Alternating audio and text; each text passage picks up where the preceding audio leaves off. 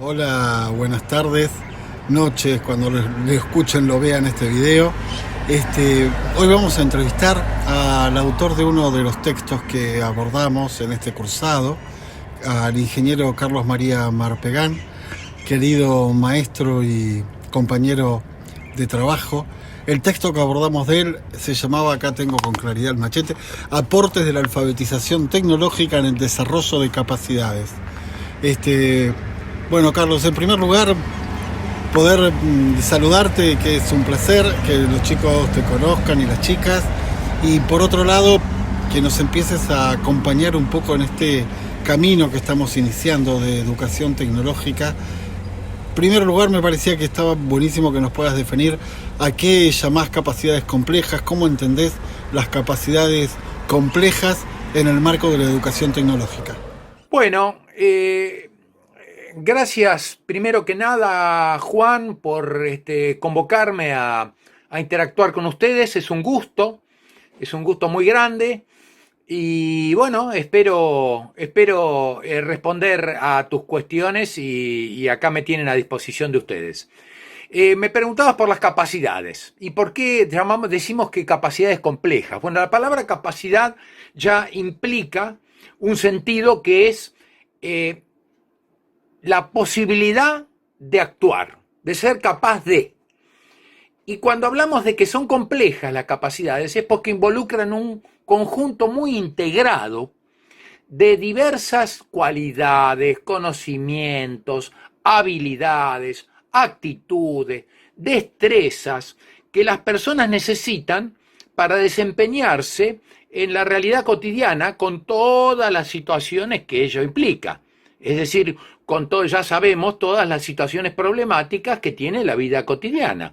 Inclusive, para ustedes, los estudiantes, las capacidades, por ejemplo, casi nada, de aprobar materias, aprobar exámenes, aprobar parciales. Eh, ¿Por qué decimos que son complejas también?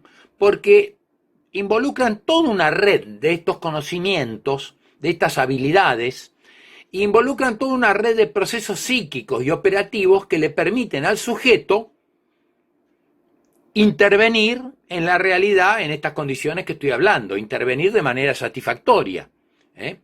Y esto involucra también una serie de lo que los psicólogos llaman pensamientos y capacidades ligadas al pensamiento, de pensamiento crítico, de pensamiento estratégico, de pensamiento ético, pensamiento estético, de comportamiento social, de actitudes y intervenciones políticas y también, ¿por qué no? También capacidades de que nos plantea ahora las tecnologías modernas, como por ejemplo el pensamiento computacional, ¿no? Y el pensamiento movernos con los medios digitales actuales.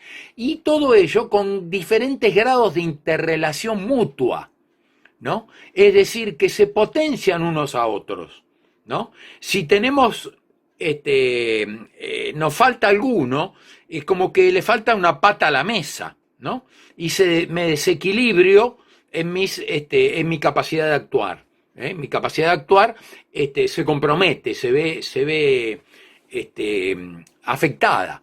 Y esto es muy interesante, este enfoque de contenidos, porque no niega, perdón, este enfoque de capacidades, porque no niega los contenidos, no niega los conceptos, los procedimientos, las actitudes, todo lo contrario. Es una mirada funcional a los contenidos, porque sin esos contenidos, si yo no manejo conocimientos y procedimientos y técnicas, no voy a poder ser capaz.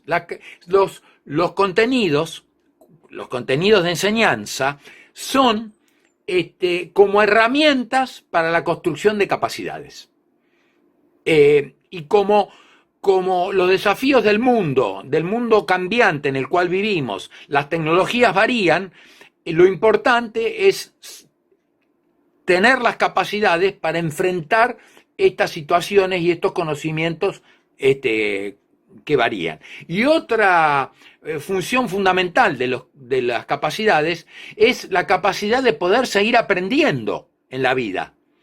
Y es decir, que esta potencialidad que tienen las diferentes capacidades, la crítica, la capacidad de estética, estratégica y demás, se potencian para permitir nuevos aprendizajes. Gracias. Carlos, gracias, qué interesante. También pensaba, en el texto planteás que la educación tecnológica, que este campo de conocimiento tiene como un modelo didáctico ligado a la problematización.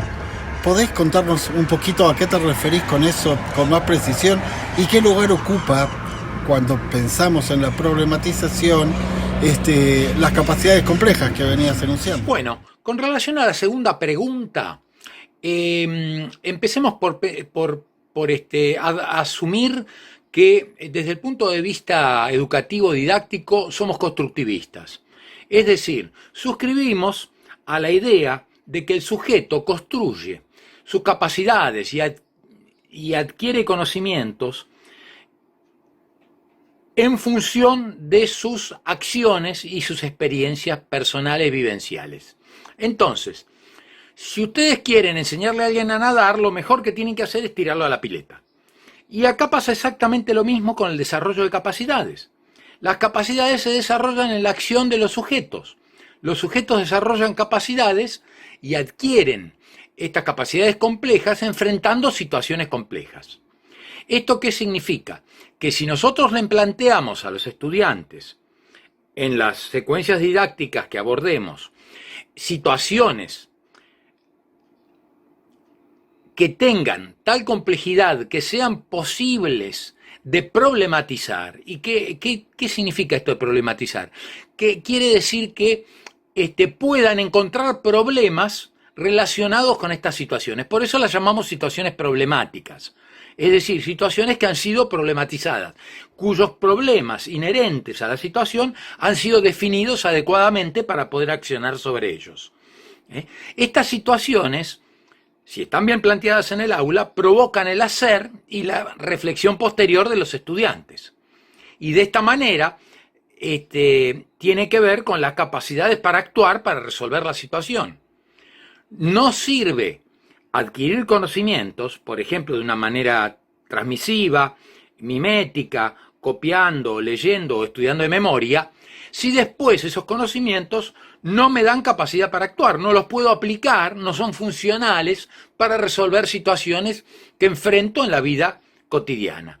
Es decir, lo que buscamos es un rol proactivo del estudiante. Esto supera este modelo conservador, no constructivista, más bien conductista, centrado en la transmisión unilateral de saberes por parte del docente. El docente enseña transmitiendo saberes, explicando, entre comillas, y profetizando cómo hay que hacer cuando hay que enfrentar una situación. Nosotros lo que decimos es no, que el docente plantee situaciones, que el alumno las problematice, busque los problemas y los resuelva, para lo cual va a necesitar herramientas para resolver esos problemas, ¿no? Si yo llamo a un plomero que me resuelva una pérdida en una cañería, él va a necesitar sus herramientas. Esas herramientas son las herramientas que brindan los contenidos curriculares, ¿sí? Pero sin estos contenidos no hay capacidades. Pero no se adquieren capacidades si estos contenidos no son puestos en acción. Uno más, Carlitos, si no te molestamos más porque estamos de cuarentena, así que cada uno en su casa encerrado y mandando los videos, esto se hace largo. Cuando hablamos del lugar del diseño antes de la construcción, el camino del diseño, de la representación al modelo, que pasa por el diseño, que pasa por la construcción, en todas las situaciones de tecnología esto es así, tiene que ser así, por un lado, y por el otro, ¿a qué aporta que caminar este camino? Digamos, ¿qué construcción mental permitimos y desarrollamos con los alumnos? Bueno, la respuesta a esta tercera pregunta es complementaria a la segunda pregunta, porque cuando el estudiante resuelve una situación problemática, es decir, aborda un problema que debe solucionar, allí el proceso completo de solución del problema comienza por un diseño, por la percepción del problema y el diseño de la solución. Diseñar es inventar una solución a un determinado problema. Diseñar es crear un dispositivo social, técnico, que permite abordar y resolver eventualmente el problema. Si yo doy a los estudiantes, como decía antes, una información en forma solamente pasiva para que ellos puedan resolver el problema, esta forma pasiva de ganar conocimiento por parte de los estudiantes, sin actuar ellos en forma proactiva, lo que hace es que ellos reciben el conocimiento en forma verbal o leyéndolo de algún texto o de internet, y con suerte lo memorizan. Y con suerte también, más adelante rápidamente lo olvidan. En cambio, el diseño es producción de conocimiento, es decir, es conocimiento en acción.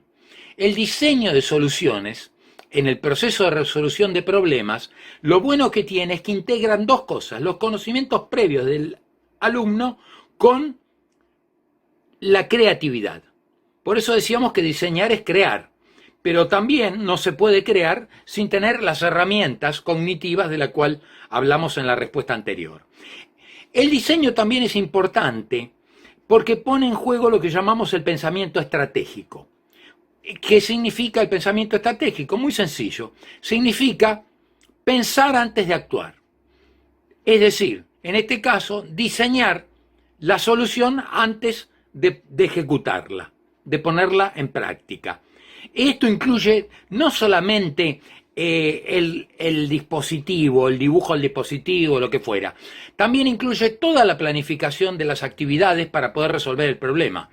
Un programa de acción, los recursos que voy a necesitar, los insumos, los tiempos, etc.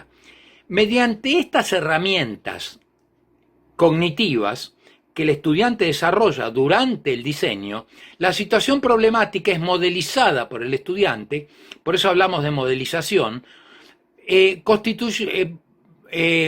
armando o diseñando un sistema simbólico, conceptual y operativo que es un conjunto de planes y programas que constituyen un modelo que le permiten definir el problema, resolverlo mediante el diseño y la construcción posterior o la ejecución posterior de ese diseño. Bueno, muchas gracias, Carlos, por acompañarnos en estos tiempos extraños que nos tocan vivir una vez más. Nada, agradecerte lo que has hecho por la educación tecnológica y por esta entrevista en particular. Muchas gracias.